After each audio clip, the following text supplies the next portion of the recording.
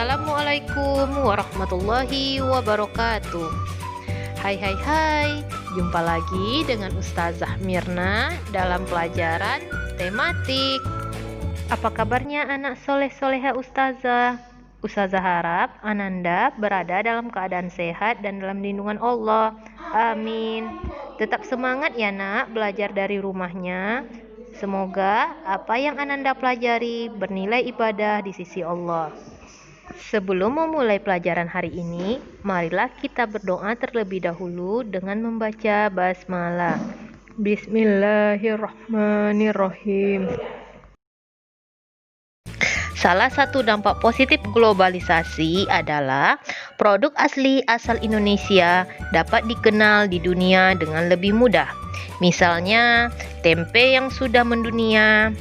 Tempe merupakan sumber protein nabati, serat pangan, kalsium, vitamin B, dan zat besi. Di luar negeri, tempe disebut dengan tempeh. Pada tahun 2017, pemerintah menetapkan tempe sebagai warisan budaya nasional. Para penggiat tempe dalam Organisasi Rumah Tempe Indonesia atau RTI mengusulkan makanan berbahan dasar kedelai tersebut didaftarkan ke UNESCO sebagai warisan budaya Indonesia. 1. Contoh keragaman ekonomi. Untuk memproduksi dan mendistribusikan tempe hingga ke tangan konsumen diperlukan keterlibatan banyak pihak. Sebagai contoh, terdapat buruh pabrik tempe yang melakukan kegiatan produksi. Selain itu, juga terdapat pedagang tempe di pasar yang melakukan kegiatan distribusi. Pedagang tempe menjual kembali kepada konsumen di rumah. Konsumen melakukan kegiatan konsumsi. Ada begitu banyak keragaman dalam kehidupan sehari-hari. Salah satunya adalah keragaman ekonomi. Nah, tahukah Ananda apa keragaman ekonomi itu? Ya, benar. Keragaman ekonomi adalah kondisi di mana terdapat banyak jenis kegiatan ekonomi dari para pelaku ekonomi di dalam masyarakat. Secara garis besar, kegiatan ekonomi ada 3, yaitu produksi, distribusi, dan konsumsi.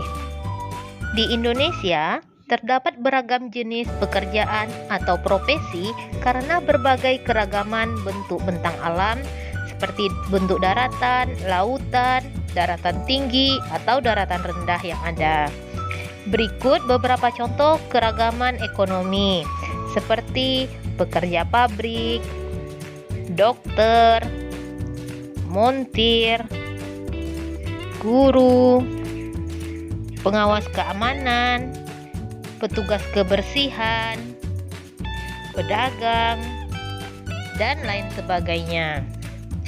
Bagaimana dengan lingkungan sekitarmu? Ayo amati keragaman ekonomi apa saja yang ada di lingkungan sekitarmu. Lalu, kamu bisa menulis hasil pengamatanmu pada tabel di halaman 15. Nah, anak-anak soleha Ustazah, tahukah kamu bahwa setiap profesi memiliki peranan penting bagi kemajuan bangsa dan negara?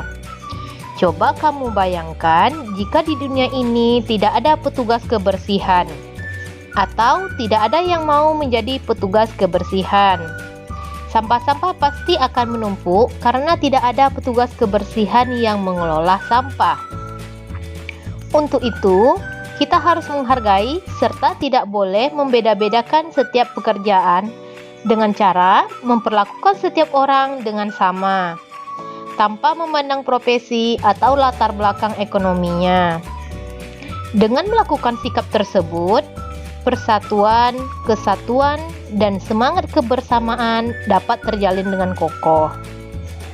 Selain itu, kesejahteraan bangsa dapat terwujud karena setiap profesi merasa dihargai dan berperan penting untuk kemajuan bangsa.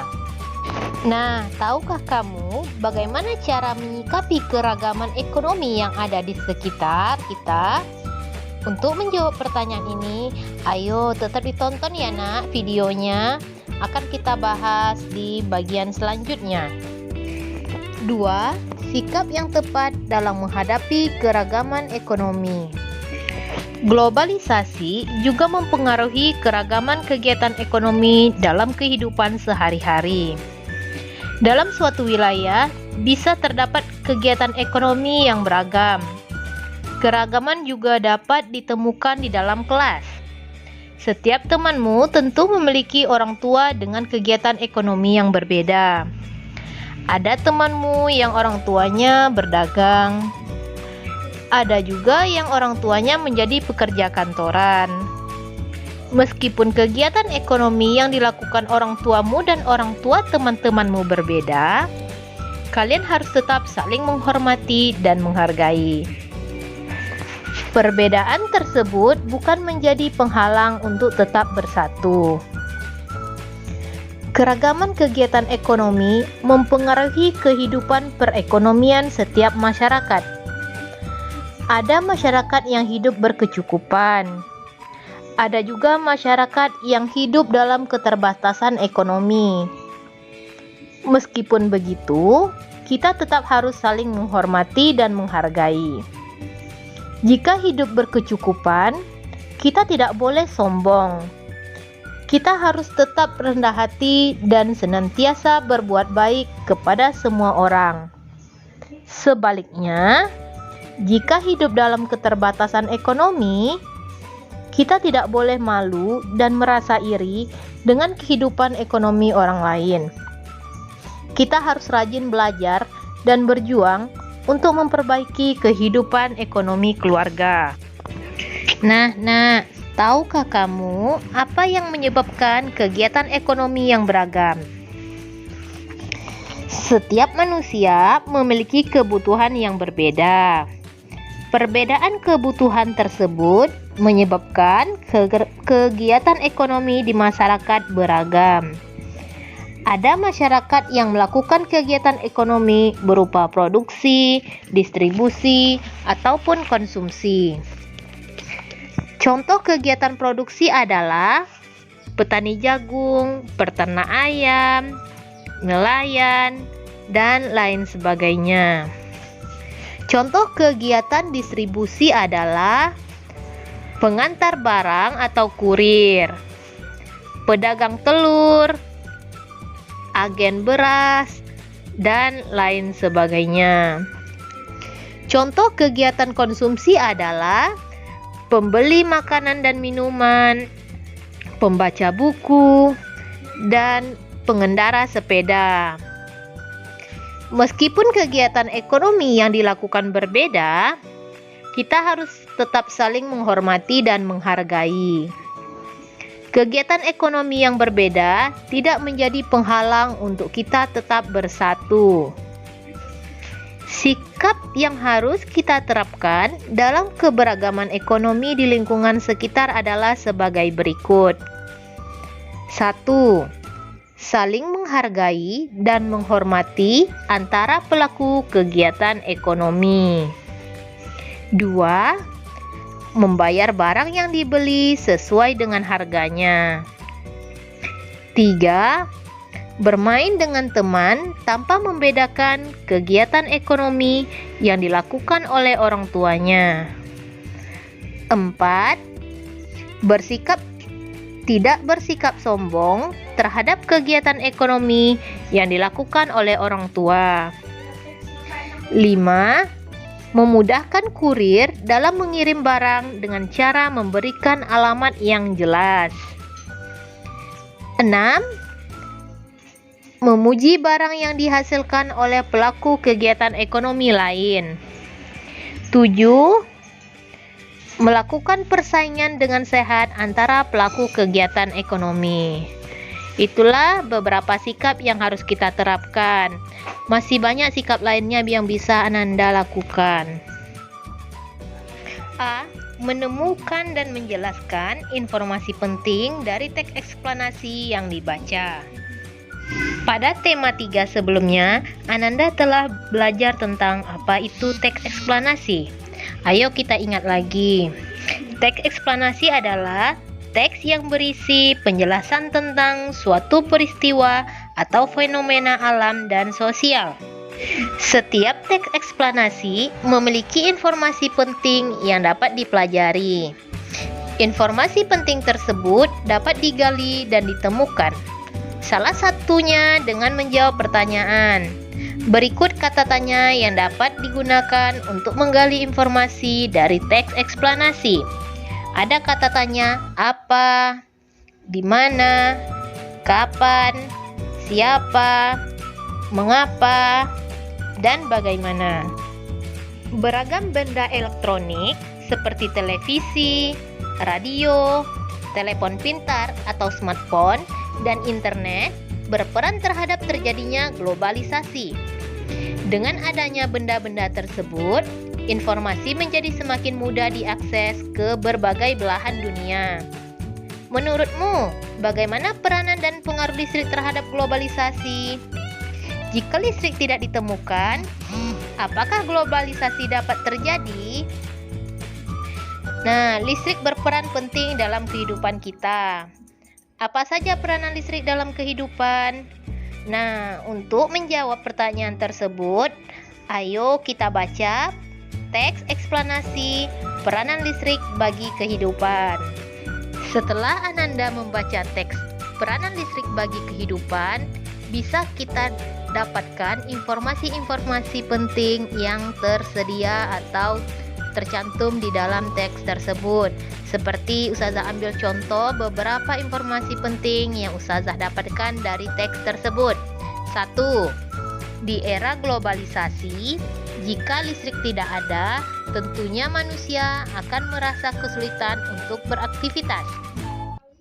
Listrik berasal dari bahan bakar fosil seperti batu bara. 3. Pembakaran batu bara dapat menghasilkan asap yang mencemari udara. 4. Agar batu bara tidak habis, masyarakat perlu menghemat penggunaan listrik dalam aktivitas sehari-hari. Listrik digunakan dalam berbagai aktivitas baik di rumah, sekolah, perkantoran, pabrik, jalan, dan lain sebagainya. 6. Dengan banyaknya kegunaan dan manfaat, sangat penting untuk kita mempertahankan listrik di bumi. 7. Kita dapat mulai menggunakan listrik secara hemat dan bijak agar bisa terus dimanfaatkan hingga masa depan. Itulah beberapa contoh informasi penting yang bisa kita dapatkan setelah membaca peranan listrik bagi kehidupan. Selanjutnya, menemukan informasi penting dalam teks eksplanasi. Setiap teks eksplanasi memiliki informasi penting yang dapat dipelajari. Informasi penting tersebut dapat digali dan ditemukan, salah satunya dengan menjawab pertanyaan. Menurutmu, jawaban seperti apa yang diinginkan dari pertanyaan berikut? Bagaimana cara listrik dari pembangkit listrik sampai ke rumah penduduk? Selanjutnya, menyampaikan informasi penting dari teks eksplanasi. Informasi penting yang sudah kamu temukan dari membaca teks dapat disampaikan secara lisan kepada orang lain. Saat menyampaikan informasi penting, pastikan suaramu jelas, intonasimu jelas, dan tidak menimbulkan makna ganda. Selanjutnya, menyajikan informasi penting teks eksplanasi dalam bentuk gambar seri. Informasi penting dalam teks eksplanasi juga dapat kamu sampaikan dalam bentuk gambar berseri. Pertama-tama, kamu harus menemukan informasi penting yang terdapat dalam teks. Setelah itu, tulislah ulang informasi yang diperoleh dalam bentuk gambar berseri. Ayo perhatikan contoh gambar seri berdasarkan teks eksplanasi berjudul Proses Penyaluran dan Distribusi Listrik di buku Bu Penamu. Selanjutnya, proses menyalurkan energi listrik. Listrik disalurkan melalui beberapa tahap hingga dapat dimanfaatkan oleh masyarakat.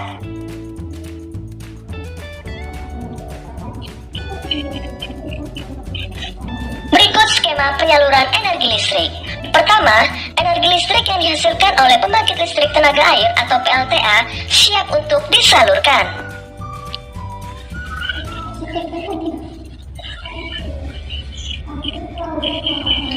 Kedua, energi listrik disalurkan terlebih dahulu melalui kabel-kabel besar yang terpasang di menara saluran udara tegangan ekstra tinggi atau SUTET.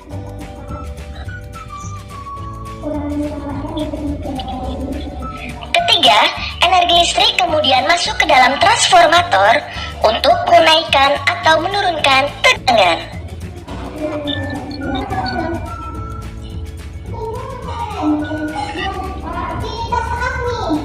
Keempat, energi listrik disalurkan ke dalam pabrik-pabrik. Pabrik biasanya membutuhkan energi listrik cukup besar untuk keperluan produksi.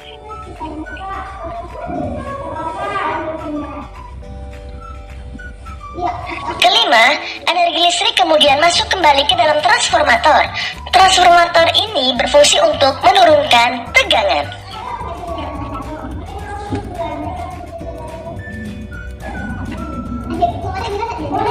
Keenam, energi listrik dari transformator penurun tegangan diterima oleh gedung perkantoran dan rumah-rumah penduduk.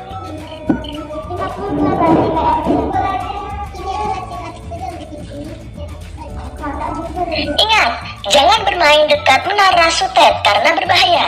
Bahaya karena dapat tersengat listrik.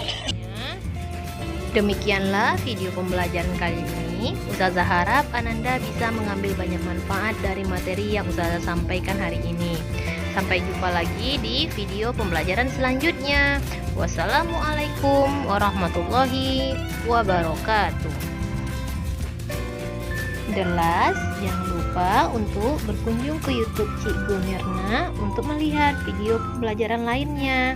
Ditunggu ya like dan subscribe-nya. Terima kasih.